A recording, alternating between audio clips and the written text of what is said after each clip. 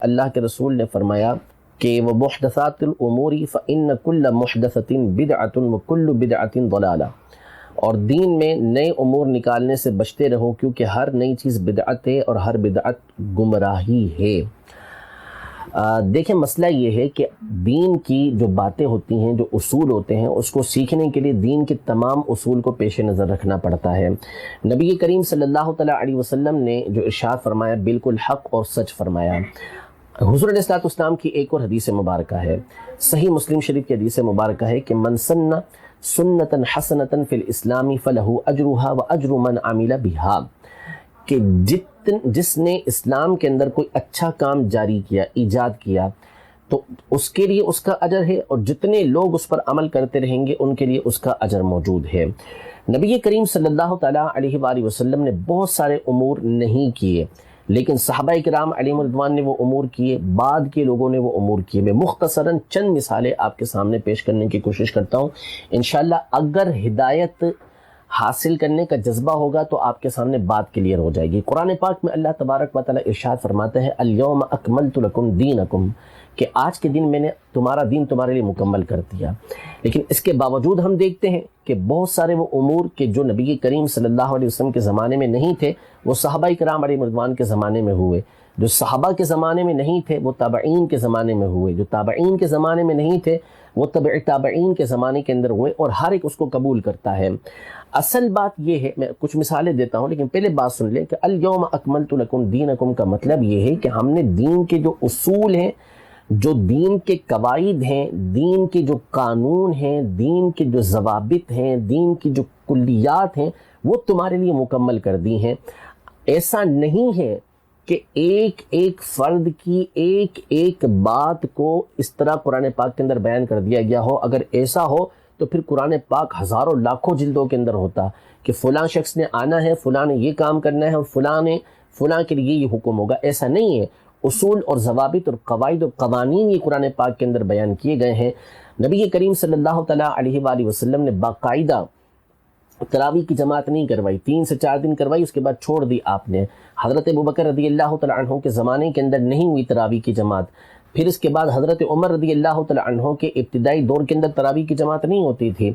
بعد میں بخاری شریف کے اندر موجود ہے کہ حضرت عمر رضی اللہ تعالیٰ عنہ نے جب لوگوں کو الگ الگ تراویح کی جماعت نمازیں پڑھتے ہوئے دیکھا، یا کچھ لوگوں کو کسی کے پیچھے پڑھتے ہوئے دیکھا، تو آپ نے کہا کہ میں ارادہ کرتا ہوں کہ ان تمام کو ایک امام کے پیچھے جمع کر دوں۔ تو پھر آپ نے حضرت ابی بن کعب رضی اللہ تعالیٰ عنہ کے پیچھے ان تمام کو جمع کر دیا۔ جب دوسرے دن آپ آئے اور آپ نے لوگوں کو دیکھا کہ حضرت ابی بن کعب رضی اللہ تعالیٰ عنہ کے پیچھے یہ لوگ نماز پڑھ رہے ہیں، تو حضرت عمر رضی اللہ تعالیٰ عنہ کے الفاظ بخاری شریف کے اندر موجود ہیں، نعمت البدعۃ ھذہ، کہ کتنی اچھی بدعت ہے، کتنا اچھا طریقہ کار ہے یہ۔ بدعت کے الفاظ حضرت عمر رضی اللہ تعالیٰ عنہ نے اس کے ذکر کیے ہیں۔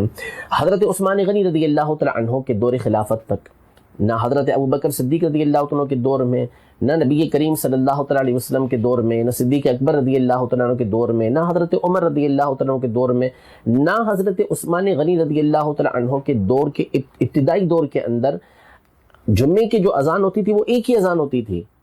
پھر اس کے بعد حضرت عثمان غنی رضی اللہ تعالیٰ عنہ نے یہ دوسری اذان ایجاد کی، دوسری اذان کا حکم دیا کہ لوگ کثیر ہو گئے، لہٰذا مقام زہرہ پہ جا کر جو ہے وہ ایک اور اذان دی جائے تاکہ لوگ اس کے لیے جمع ہو جائے۔ حضرت ابن عمر رضی اللہ تعالیٰ عنہ کی حدیث مبارکہ مصنف ابن ابی شیبہ کے اندر موجود ہے کہ آپ نے اس کو بدعت فرمایا کہ یہ بدعت ہے، لیکن کیا ہے؟ اچھی بدعت ہے، اچھا طریقہ کار ہے۔ بدعت بولتے ہیں ایسی چیز کو، ایسے کام کو کہ جس کی مثال پہلے نہ ہو اور اب اس کو بنایا گیا ہو۔ اللہ تبارک و تعالیٰ کا نام ہے بدیع السماوات والارض، یعنی اللہ تبارک و تعالیٰ زمینوں کو، آسمانوں کو ایسا بنانے والا ہے کہ اس کی مثال پہلے موجود نہیں ہے۔ تو یہ چیزیں صحابہ کرام علیہم رضوان نے ایجاد کی۔ بخاری شریف کی حدیث مبارکہ ہے، حضرت سیدہ عائشہ رضی اللہ تعالیٰ عنہ فرماتی ہیں کہ نبی کریم صلی اللہ تعالیٰ علیہ وسلم نے کبھی چاش کی نماز نہیں پڑھی۔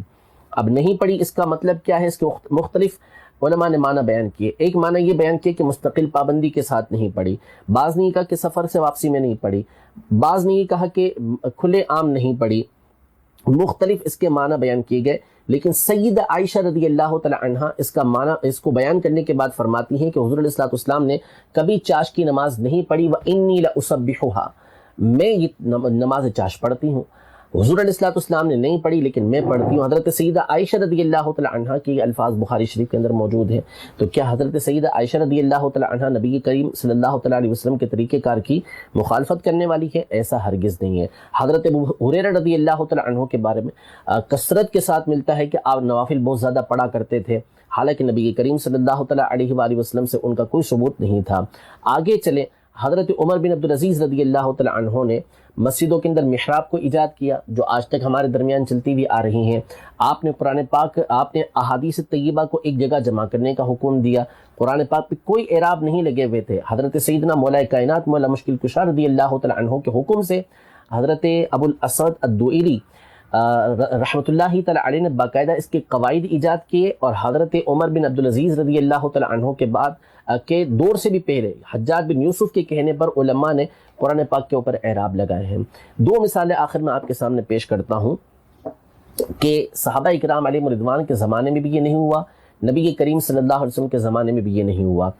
حضرت امام مالک رحمۃ اللہ تعالی علیہ جو تبع تابعین میں سے ہیں، تابعی بھی نہیں ہے، تبع تابعین میں سے ہیں، آپ کا احادیث طیبہ کو جو بیان کرنے کا طریقہ کار تھا وہ بے مثل و بے مثال تھا.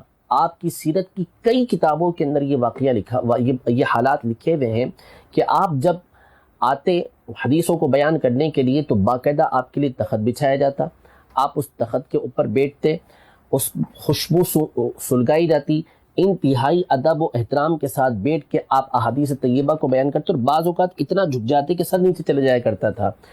آپ صحابہ کرام علیہ رضوان کے حالات پڑھ کے دیکھ لیں، آپ تابعین کے حالات پڑھ کے دیکھ لیں، یقیناً ان میں کئی لوگ ایسے ہوں گے کہ جو امام مالک رحمۃ اللہ تعالی علیہ سے بڑھ کر نبی کریم صلی اللہ علیہ وسلم کے عاشق ہوں گے، لیکن اس کے باوجود آپ کو ان میں کسی کا بھی یہ انداز نہیں ملے گا جو امام مالک رحمۃ اللہ تعالی علیہ کا تھا.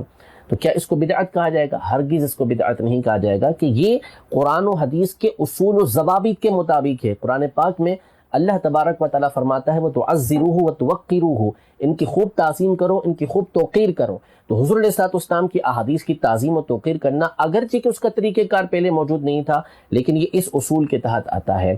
امام بخاری رحمۃ اللہ تعالی علیہ، ان کی بخاری شریف کتاب اللہ کے بعد سب سے زیادہ صحیح کہلاتی ہے. اس بخاری شریف کو لکھنے میں امام بخاری رحمۃ اللہ تعالی علیہ نے 16 سال لگائے. صحیح سند کے ساتھ یہ بات ثابت ہے کہ امام بخاری رحمۃ اللہ تعالی علیہ جب بخاری شریف کو لکھتے تو ہر حدیث سے پہلے غسل کرتے، 2 رکعت نفل پڑھتے، اللہ تعالیٰ سے استخارہ کرتے، پھر اس کے بعد اس حدیث کو نقل کیا کرتے تھے. 16 سال کے عرصے میں آپ نے بخاری شریف لکھی. ذرا بتائیے کہ کیا کسی صحابی رضی اللہ تعالی عنہ نے اس انداز میں احادیث طیبہ کو لکھا؟ کسی تابعین نے لکھا؟ کسی تبع تابعین نے لکھا؟ ہرگز ایسا آپ کو نہیں ملے گا. تو کیا اس کو بدعت کہا جائے گا؟ ہرگز اس کو بدعت نہیں کہا جائے گا. ہاں، بدعت اس معنی میں کہا جائے گا کہ یہ پہلے نہیں ہوا تھا، اب ہو رہا ہے، لیکن شریعت کے اصول کے مطابق ہے تو اس میں کوئی حرج نہیں ہے. امام شافعی رحمۃ اللہ تعالی علیہ جو جلیل القدر امام ہیں، امام ابو نعیم بسند جید حلیۃ الاولیاء کے اندر نقل کرتے ہیں کہ امام شافعی نے ارشاد فرمایا کہ بدعت کی 2 قسمیں ہیں، بدعت گمراہی اور بدعت ہدایت. یعنی ایسی بدعت کے جو گمراہی والی ہے اور وہ شریعت مطہرہ کے اصول کے خلاف ہوتی ہے، اور دوسری وہ بدعت کے جو شریعت مطہرہ کے مطابق ہوتی ہے، اس کو بدعت ہدا کا نام امام شافعی رحمۃ اللہ تعالی علیہ نے دیا. امام نووی رحمۃ اللہ تعالی علیہ اپنی کتاب تہذیب الاسماء واللغات کے اندر نقل کرتے ہیں، اور امام اس بن عبد السلام رحمۃ اللہ تعالی علیہ کے حوالے سے نقل کرتے ہیں کہ بدعت کی 5 قسمیں ہیں، اور اس قسم کو کثیر علماء نے اپنی کتابوں کے اندر بیان کیا کہ بعض اوقات بدعت واجب ہوتی ہے، یعنی نیا کام واجب ہوتا ہے، جیسے قرآن و حدیث کو سیکھنے کے لیے صرف و نحو کے قواعد کو سیکھنا. بعض اوقات بدعت جو ہوتی ہے وہ حرام ہوتی ہے، یعنی ایسی چیزوں کو ایجاد کرنا کہ جو شریعت کے اصولوں کے خلاف ہو. بعض اوقات مکروہ ہوتی ہے، بعض اوقات مستحب ہوتی ہے، بعض اوقات مباح ہوتی ہے. تو بدعت کی مختلف اقسام علماء نے یہ بیان فرمائی ہیں، جس کو ہر طبقہ فکر نے اپنی اپنی کتابوں کے اندر بیان کیا ہے. تو ہر کام ایسا نہیں ہوتا کہ ہر بدعت جو ہے وہ ایسی ہو کہ جو شریعت مطہرہ کے اصول کے مطابق ہونے کے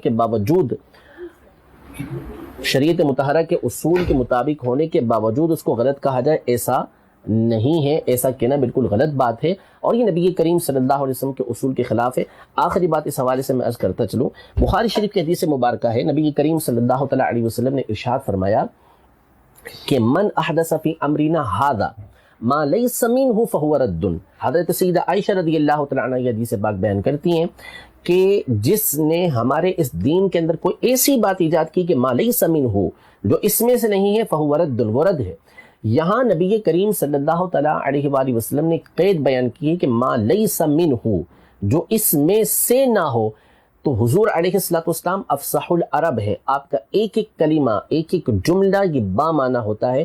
اس کا مطلب ہے کہ اگر دین میں کوئی ایسی بات آئی کہ جو دین سے تعلق رکھتی ہے، یعنی دین کے اصول، دین کے ضوابط، دین کے قواعد، دین کے کلیات، دین کے قوانین کے مطابق ہے، تو اس میں کوئی حرج نہیں ہے۔ اور یہ صحابہ کرام علیہم رضوان سے ثابت، نبی کریم صلی اللہ علیہ وسلم کی حدیث سے ثابت ہے۔ تو بعض چیزیں ایسی مشہور کر دی جاتی ہیں کہ جو غلط ہوتی ہیں لیکن لوگ اس کو صحیح سمجھنے لگتے ہیں۔ تو کل محدثۃ بدعہ کا مطلب یہ ہے کہ ہر وہ بدعت کے جو گمراہی والی بدعت ہو وہ گمراہی ہے، بری بدعت یہ گمراہی ہے۔ امید ہے کہ اگر آپ توجہ سے یہ سن رہے ہوں گے تو اللہ نے چاہا تو آپ کو جو ہے اس سے فائدہ حاصل ہوگا۔ باقی جس نے نہیں سمجھنا اس کے سامنے 2-2.5 گھنٹے بھی تقریر کی جائے تو کوئی فائدہ اس کو حاصل نہیں ہوتا۔